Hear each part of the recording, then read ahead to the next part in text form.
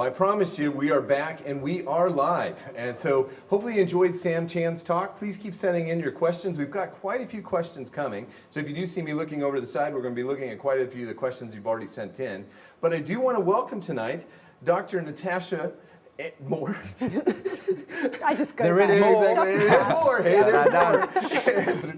And then Dr. Sam Chan. Yeah, anyway. Yeah, so we got both of them here live, and also since I fumble over all my words, yes, that we are live. We truly are live. And so we're so grateful to have you all here tonight. We hope you enjoy our panel discussion. Please keep sending in your questions to the messenger or with Edge, short, sharp, and smart. And we'll try to get to as many as we possibly can. But because I'm the moderator, I get to ask the first question. So I hope you guys don't mind. I'm going to jump right in. Sure. How have you all been doing? I mean, it's been a while since I've been able to see you two, but also, how's this whole isolation thing affecting you? I mean, what's been the impact of COVID-19?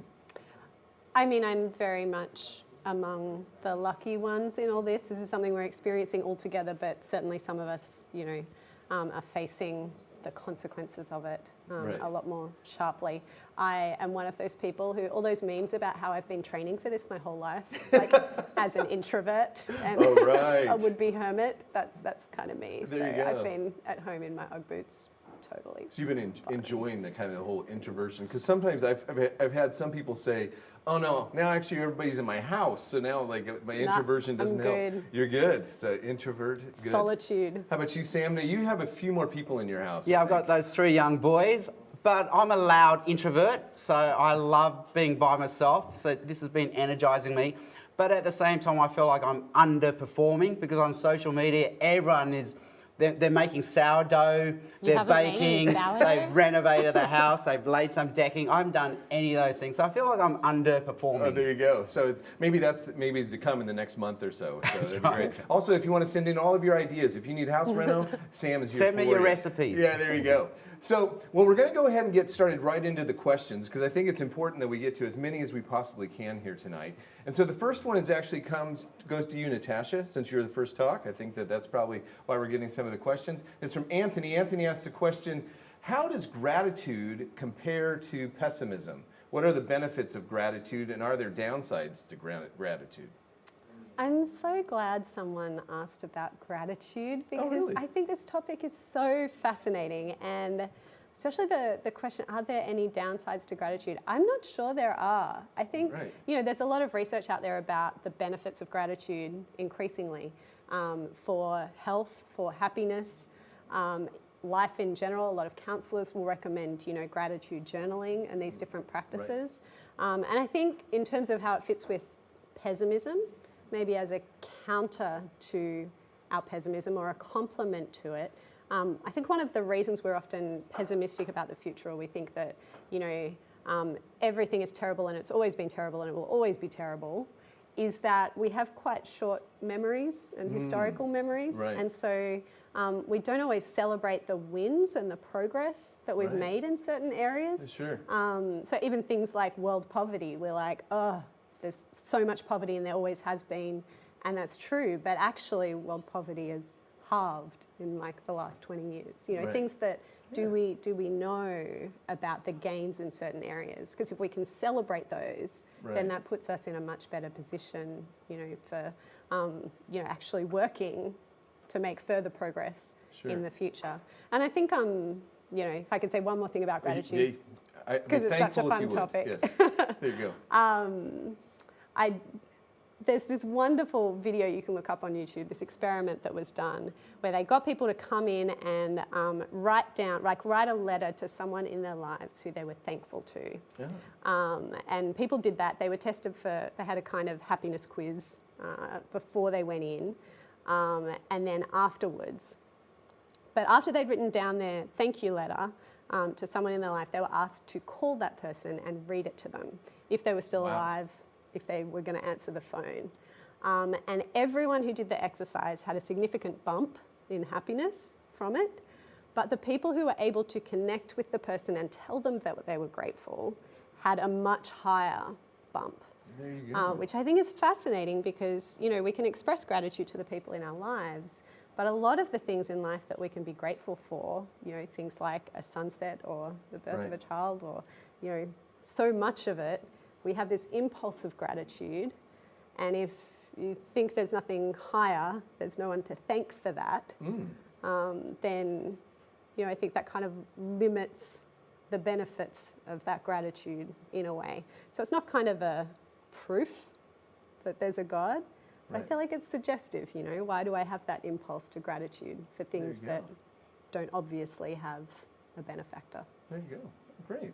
Well, and also, that's another thing just to remind you, the audience, that if you would like also for her to do a follow-on to any of the comments or more about gratitude. More about gratitude, but also any of the comments that they're making, please send those in too. We really encourage that. I don't know if you wanted to add anything into the whole discussion on gratitude, Sam? Well, just at the minimum, I think just being thankful makes us realise we're not entitled to everything. Like, I'm more than just me. Like, I'm here on the shoulders of what other people have done.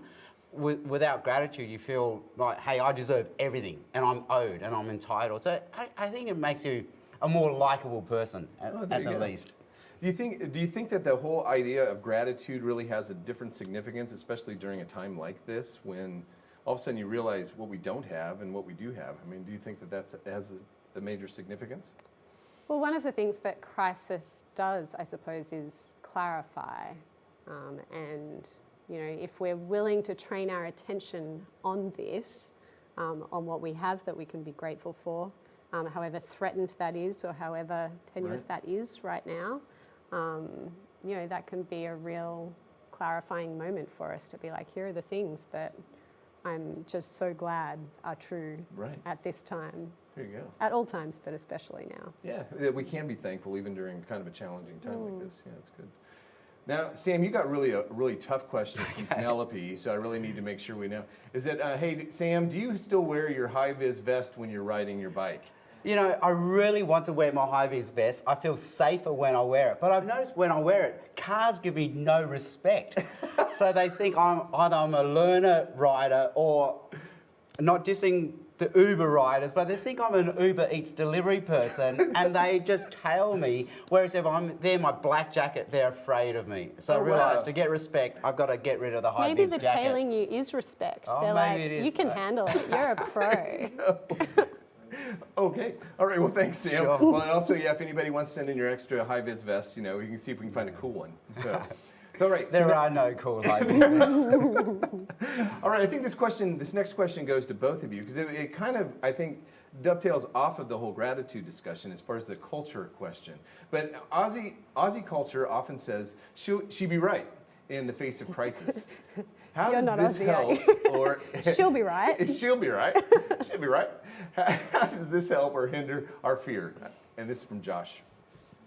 I'll kick in. So Peter Sandman, who I quoted, who's the risk communicator, is very helpful here. There's a difference between rational optimism and irrational optimism, and there's a difference between rational anxiety and irrational anxiety. And what we want people is to have appropriate fears, appropriate anxieties. So apathy is not helpful because often it's just a brave front for people who are scared on the inside. Denial is also not the right response, because they're denying the facts. So what we want is a rational anxiety and a rational optimism. Oh, wow. Okay, there you go. Anything you would like to I suppose outside of me saying it wrong? She'd be right. You can practice. Okay, Well, I'm working on it. We'll shepherd you in. Because I've been thinking a lot about optimism and pessimism, the thing that comes to mind for me is that at the extremes of both of those, you end up with almost the same situation in that if you are extremely pessimistic, then you just go, oh, well, there's nothing I can do. You're paralysed by it. You don't do anything to change a negative situation. If you're extremely optimism, you're like, yeah, there's nothing wrong. If you're in denial, then similarly, you don't do anything about the situation. So the she'll be right, well, it could be a helpful kind of day-to-day anxiety lessener, can be as unhelpful as extreme fear. I think if what we're wanting is to actually move the situation forward and make it better. Oh, there you go. So it's an interesting challenge, especially within our culture here in Australia. Now, Natasha, next question. Are you ready? So, cultures throughout history always have some doomsday or apocalyptic scenarios. Why do you think that is? And this is from David. Thanks, David. I mean, lots of reasons. One might be that they're fascinating, right? Like they're great stories, Right. and they tap into our biggest fears about, losing not just some particular thing, but everything. But I think also maybe it taps into our sense as humans that there's some kind of narrative arc, like there's some kind of story that we're in, that it's not all just kind of random and going nowhere and aimless, but that actually maybe there was a beginning, maybe we're in the middle somewhere, maybe we're going towards some kind of end, a goal, or whether that's a positive or a negative. Sure. And as a Christian, I kind of think that impulse is justified, that there is a story and there's an author to that story, and the story is going somewhere. So, I think those human instincts are natural and tap into something valid. Well, but even in your talk, you bring up the fact that kind of apocalypse is kind of a word that's been maybe mistreated a bit. It's kind of treated as always being negative. I mean, I guess in our media, we kind of see apocalypse being a bad thing. But you really brought up the fact that apocalypse isn't necessarily negative when it comes from a biblical position. No, certainly in the Bible, the apocalypse is terrifying, kind of, and huge, but also it's the coming of justice and everything being put right, and everything being revealed, reality being laid bare, that being, a good thing. Right. I mean, I think a lot of our secular apocalypses, the kind of post-apocalyptic movies and stuff that we love, the zombie apocalypses, they draw on kind of that, the Christian heritage of our culture, those kinds of stories that have been told for centuries. But one of the kind of sad things about them is that there's so often, there might be like a little bit of redemption, like human solidarity, but there's a lot of judgment. In some way we've kind of deserved our apocalypse, especially our climate apocalypse. We made our bed, we did this, and therefore not the same room for kind of grace that there is in the biblical story. Right. There you go. Yeah. I don't know if there's anything you would like chime in, Sam, on apocalypse. I think it's like Game of Thrones, how there was that constant refrain, winter's coming, winter's coming, winter's coming. I think we always have this feeling that there's more to come, there's more to come. And I guess that's what every culture intuitively feels. Right. Yeah, there you go. So it's a part of just kind of the human experience, it seems like. That we're heading somewhere. Yeah, we're going to something. Right. All right, so next, actually it looks like we're going to keep going kind of on the whole doomsday thing here for a moment. This is from David. How do we mitigate the risk that if we rely on God for rescue from doomsday, we neglect to work on the real world solutions today? Wow. Well, here I love the story in Ezra and Nehemiah where the Jews return from exile. They're trying to rebuild Jerusalem and the temple. In the Old Testament. In the Old Testament in the Bible. Right. And they're under threat. And they pray to God for protection. And in the very next verse, they put guards on the wall. So in other words, yes, God is in control, but we have responsibility. We have to play our part. And so we can pray to God for deliverance, for safety, but we have to play our part as well. Right. And I think, so we're in partnership with God. There's some sort of partnership going on. Oh, there you go. Okay. I don't know if there's anything you want to add to that, Natasha. I suppose just, this is a risk, and this has been a thing that happens with some religious people, some Christian people, that they kind of go, oh, we're on a sinking ship, we don't have to do anything about this. But if you look at history, actually that's not the norm, and that some of the people who've changed our culture the most, you think about someone like William Wilberforce, who was, because he was a devoted follower of God, said, I can't do nothing about this terrible evil of the transatlantic slave trade. Right. That actually fed into, well, God cares about these people, and therefore I can't just go and live my life pleasantly to my own benefit. I've actually been called to do this other thing, and I only believe it's possible because I think God is for it. Like everyone at the time was like, that's not going to happen. Yeah, even other Christians How probably. can you even that's right. dream of that change? Right. So I think it can go either way, but I don't think the the neglect, the apathy, the disinterest is the natural way for Christians to go.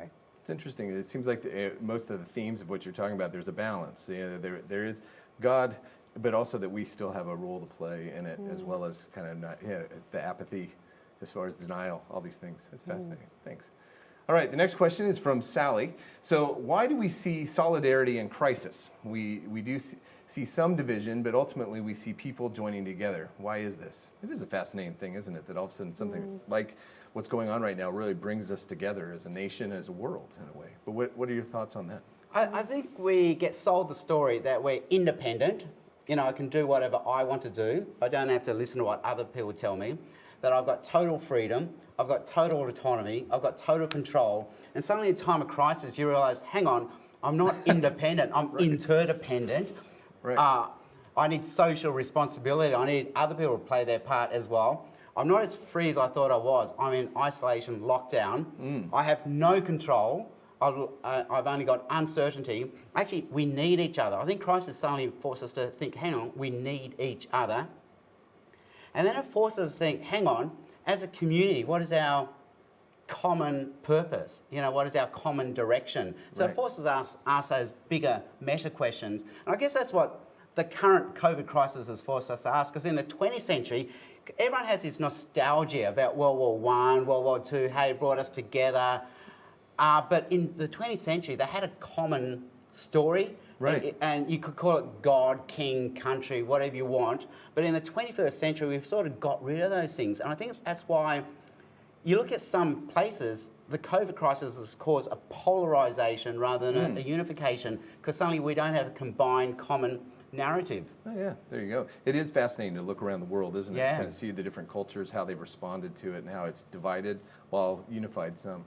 Well, what are your thoughts on the whole idea of bringing us together? Does it bring us together? I agree with Sam. I mean, I know that there's been a lot of disunity and conflict and stuff over this crisis as well, and particularly as we're here in Australia, sort of looking at potentially coming out of it and lifting restrictions. That there's going to be, maybe with the, God willing, the worst of it behind us, there's going to be a return to kind of more headbutting. Right. But I found it incredibly beautiful, the collectiveness of this whole experience. I think since World War II, has there been anything that pretty much every person on the planet has experienced at the same time, sort of together? And again, with that acknowledgement that there's real disparities and inequalities in how that's experienced, but we're all talking about the same thing. We're all involved, and there's something just incredibly moving about that. Suddenly I'm like, hey, social media is good. That's right. It's been kind of positive in this, hey. Well, it's just fascinating just walking down the street and people actually saying hello, because you can tell that there's just a want and a some need. of them are like, don't infect me. How close are you? You have the plague. That's right. Just so you know, we are social distanced properly, just so you know, here tonight. Ish. So. But there is one fascinating thing, and David Brooks in the New York Times comments on this. Like the Spanish flu 1918 probably killed more people than World War I and World War II combined. Right. But no one talks about it. Like everyone talks about, World War I, World War II, we bonded together. And there's something unique about pandemics that often it brings the worst out of us, and we don't like the people we became. And you think about it. So Australia, we didn't get hit as hard as the rest of the world did. But even early on, there was a panic buying, the hoarding, and we were a bit ashamed, that, hang on, am I doing the wrong thing here? Right. And so often it rewards you for selfish behaviour, pandemics. And so often there's a lot of shame with pandemics that there isn't with other crises. There you go. All right. Well, that's fascinating. Now, we're going to keep going because we've got quite a few questions coming in. So the next one's for you, Sam, specifically. Sure. Any tips on how you are talking to your kids about fearing the future? This comes from Kirsty. Well, this is where it really brings home how you've been raising your kids and how you've been showing them what's important in life. And as I said in the talk, have I been explicitly or even implicitly communicating to them that life is about, success, achievements, owning things, or is it about character? Do I want you to be a mature, wise person of good character? Right. And are you safe? Are you loved? And it seems like in this crisis where we've been forced in this isolation lockdown, it says it puts a magnifying glass on whatever dysfunctionality or functionality was there in the relationship. And if you've given your kids what they call certainty anchors, they know they're loved, they know they're safe, they actually do all right because it forces them to declutter their lives. Suddenly, there's no Saturday sport, there's no gym, there's no karate. Suddenly their life is decluttered and they think, well, what do I have? And if they don't have any certainty anchors, it magnifies the emptiness, the bankruptcy of their lives. But if you've been, just filling their buckets, their love buckets, I call it, their relationship buckets, they actually do all right. That's great. How are the boys doing? They are loving isolation right now. I guess it helps. There are 3 boys, and we have a backyard. Boys, I'm sorry, I don't want to offend anyone, but boys are like dogs. You just got to feed them and give them a ball to play with. I think I've offended dogs with that statement, didn't I? My Asian relatives are horrified when I say that. Yeah, there you go. You can't call your kids dogs. There you go. Well, you can send in your questions and all those sort of things. There you go. I have 3 daughters, so I would definitely. I do have a son too. So anyway. All right. So next one is. Thanks, Sam, for that. Sure. I really appreciate the input. Do you think that there will be an increase in anxiety, fear, and division as people try to integrate back into normal society after COVID-19 restrictions change? This is from Alice. This is a really good question because it's like when I think that's. Everybody's kind of gotten to the point, okay, I'm okay with this. Oh, wait a minute, we're going to have to go back? So what do you think about that? I mean, my best guess is yes. The Rebecca Solnit book about A Paradise Built in Hell, about how people look back on crisis with this kind of nostalgia, because it should have been this like terrible time in their lives, but they look back and there's something kind of glowing for them about that. And that once the crisis passes, it's very easy for us just to go back to whatever kind of petty concerns we had before, whatever conflicts, whatever frustrations we have with our lives. Right. And, there's a reason that we look back on those moments of clarity with something strange like nostalgia. Right. So I want to say something optimistic. I know that lots of people are kind of going, oh, this gives us an opportunity to kind of remake our societies and to think about how we'd like things to be and how different everything can be. Let's not go back to X, Y, Z. And I want to say, yes, great, but also I think as humans we very easily gravitate to the norm, we go back to the status quo as soon as we can. Right. And I think, that's quite likely to be what happens. Hopefully it'll give us some resources to make some changes to our life together. But yeah, I'm not as optimistic as I wish I was. There you go. That's okay. With your talk, you're able to kind of strike the balance. There you go. Yeah. What about you, Sam? Well, what are your the thoughts? data from all the studies show fear and anxiety is still sky high. It was sky high during isolation. So, or the social media posts of, hey, I'm making sourdough. They were just brave facades, brave fronts for the anxiety and stress that was there behind closed doors. But now that where Australia is on the other side of the curve, the stats are showing the fear and anxiety is still just as high. There you go. Because we don't know what the new post-normal will look like. Right. And, if there's no vaccine, what's our exit strategy? Right. Really, we're all still playing Russian roulette with this virus. Right. We don't know what's going to happen when our parents and grandparents eventually get this virus. So there's a lot of uncertainty out there. Right. And that's before we get to poverty and mental health and That's right. the economy.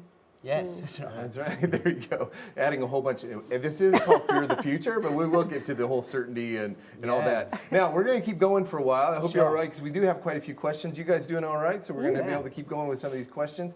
You can keep sending them in, and we'll keep going as long as we possibly can here to make sure we're done on time, but yet we'll still definitely push it to the edge, I guess is a good way of putting it. All right, so next one. How does having hope in a higher being bring peace? There you go.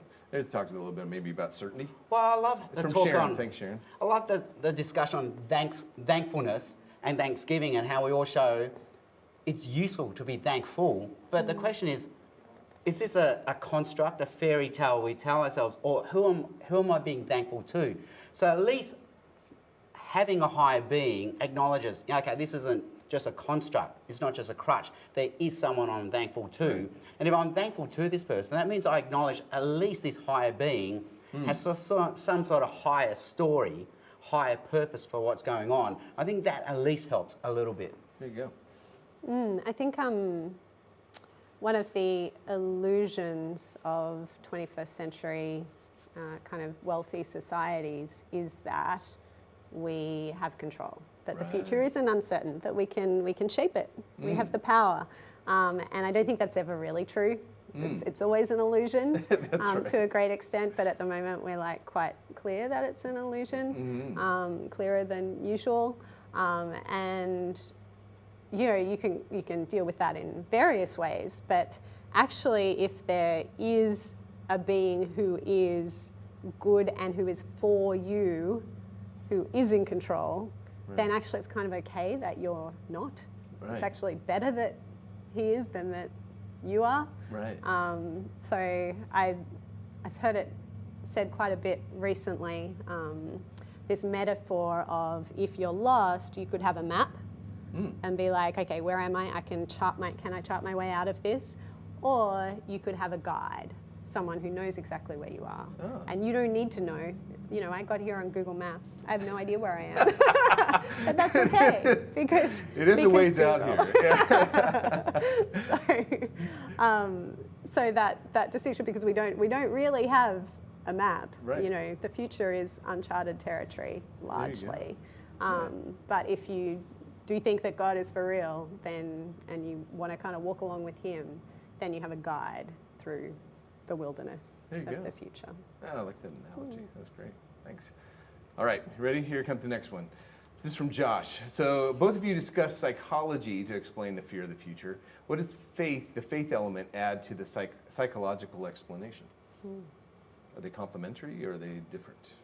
I think they're complementary. So we see psychology as one of the sciences, and I'm a doctor, so being a doctor of the sciences, it's totally compatible for being a person of faith. I think God speaks to us in both ways, and He uses both as instruments. And I think psychology has good explanatory, descriptive, and explaining power. I think, and it really helps equip us. And again, psychology often, again, it says it's good to be thankful. And if I'm a person of faith, then I say, well, at least I know who I'm being thankful to. Psychology also says, take stock of your certainty anchors. And if I'm a person of faith, then at least I have some certainty anchors.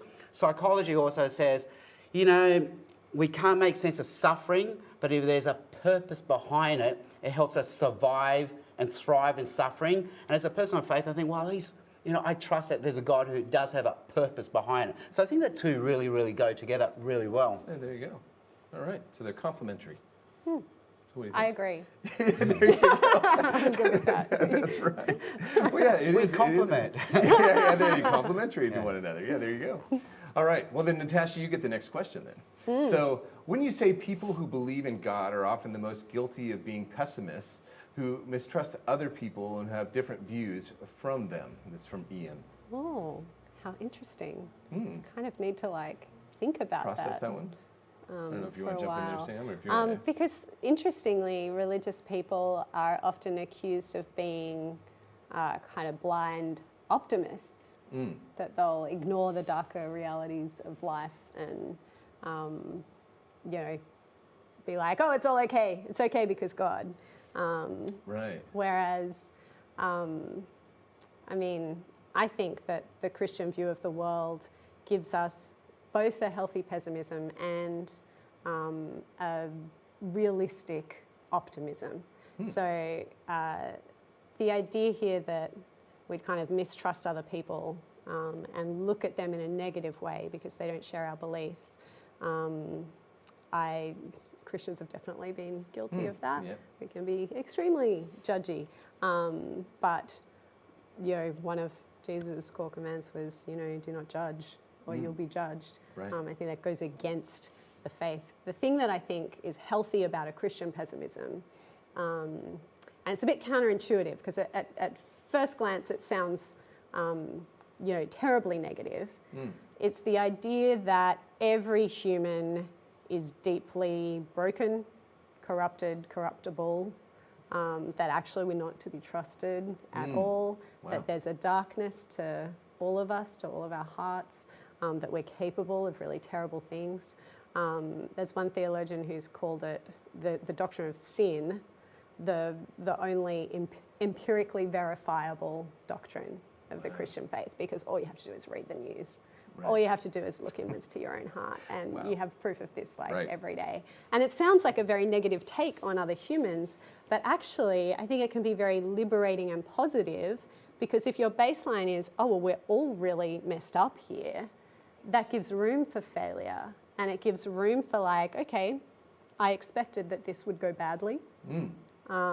Where can we build from there? And that's where the realistic optimism comes in, because if we're all kind of screwed and screw everything up, but actually God doesn't give up on us and promises, something more, that He won't give up on us, that He can transform people and situations, then I think there's that balance of both. So, I hope Christians aren't just the pessimists or just negative about human nature. I guess unfortunately many Christians are, and so I resonate with that question. And what psychologists say, one way of navigating a crisis is to see the both and. There's always a both and that's what I like what you're saying. So in a COVID crisis, it's both a tragedy, and in isolation we've discovered beautiful things about ourselves and our family. And I think what the Bible or what Jesus say, there's time for pessimism, but it begins here. You got to look here. I am the broken, fallen short person. And optimism, Jesus says, don't look at the plank in your neighbour's eye. Worry about the log in your eye. So see the best in your neighbour first. And here, Jonathan Haidt, psychologist, secular Jewish psychologist from Duke University, I think, he likes to quote Alexander Solzhenitsyn, who had the quote, the line between good and evil begins in my own heart. So the pessimism, it begins here. This is where evil is here. And then look for a shared common humanity, but also a pessimism there. There's a shared common brokenness. Right. And then the optimism, we all have a shared need for a God who can save us. So there is salvation. It's possible, and it's for all of us. There you go. All right. Wow, there's a lot to process. Hopefully you all are enjoying this conversation. We are going to have to kind of bring it to kind of a close. So I'm going to actually kind of bring it down to, even though, okay, no, we'll go with this one last question. Yeah, we got to go with this question. Okay, which one? Do you want the first one or the second one? Oh no, we've done the first one. Okay, so the second one. Okay, so all right, here we'll do this. So Natasha mentioned before, God is for us. What do you mean by that? Yeah. It's from Sally. Thanks, Sally. glad you Yeah, so all right, we're going to keep going. All right, here we go. Natasha. Okay, I'll be quick. No. I think, it's easy to have a picture of God, particularly if you're not very familiar with the person of Jesus, to have a picture of God as kind of distant or kind of angry or kind of, being there in judgment. That's His primary thing. The story of Jesus says that actually, one of the most famous verses of the Bible, God so loved the world that He gave His only Son. There you go. He didn't kind of go, oh, you guys are a mess, I'm out. I'm over here and you're over there. Right. That He actually Himself comes in the form of one of us. He is for humanity. He's for bodiliness. He's for human life. And He dies, He takes on death and sin and suffering for Himself. He's the God with wounds. He's the God who's wounded along with us. And what that means for the individual is that God is not angry with you. God is not angry with me in spite of how much I deserve that. That actually he wants me. He wants me to come to him. He wants good things for me. And, you know, I think just we often read off God what we think about ourselves. Right. If we struggle with our own self-worth or our own guilt, we assume that that's how God feels. But that's not the testimony of the Bible. It's that he created us in love. He delights over us with singing. He calls us to him. He has good things for us. Like, these are, you know, the beautiful messages of the Bible that, you know, Christians don't always come across as that being what we're on about. But yeah, I really, really want to affirm that God is for you. That's right. That's very positive. There you go. Sam, I don't know if you want to add Well, anything. I guess there aren't many choices, are there? You can either say there is no God, so the universe is impersonal. We're just atoms and molecules. We're just a blip in the timeline of the universe. We're just one of many species of life. Species come, they go. Viruses come, viruses go. This is just the ebb and flow of the universe. And the universe does not care. Get over it. That's one choice. Or, you know what? There is a God, and this God loves you. And how do we know this? Well, he sent his son Jesus to become one of us, who died for us, who now lives for us. That's that for us language again. And now we can live for him as he lives for us. And every day is a day where we can be part of God's bigger story and part of Team Jesus and bring his love, mercy and justice on this planet. Right now I don't understand what's going on, but that's just part of the white noise. But if I just zoom back, maybe there's a bigger picture, so loving, so powerful, that even Jesus had to become part of it. There you go. Yeah, thanks. Well, we have kind of come down to the end of our time. I'm going to give you one more question, but I want you to answer it as if it was like you're getting into the lift and somebody's just asked you a real quick question and you have about a minute to be able to share. But since this whole theme was certainty in uncertain times, how would you be able to share with somebody, I don't know, quickly, how they could have some certainty during these uncertain times? I don't know, Natasha, if you want to go first. Or... I think maybe you don't need certainty. I mean, it depends how you define it, right? But actually, things are going to be uncertain. You're never going to have all the answers about your future or your present or yourself or anyone in your life. That if you can't figure out a way to live with uncertainty, like you're going to struggle. So I think I'd come back to the map and the guide. You don't have a map, or you have a map with lots of gaps, lots of uncertain topography. But if you have a guide, there's a verse in the Bible that says, God, your word, your Bible is a lamp to my feet, a light to my path. It's not like high beams lighting up everything about the future. That's uncertain for Christians, as for everybody. But you have a lamp to your foot. You have kind of the next step is illuminated. You have someone with you who's showing you the way. So, maybe uncertainty is okay in that situation. Good, thanks. Great. Sam? Embrace the uncertainty instead of the uncertainty. Well, just the other day, I was in the car in the passenger seat and my wife was driving and it was very unsettling. So she took a different way. I was wanting to go that way. She went that way.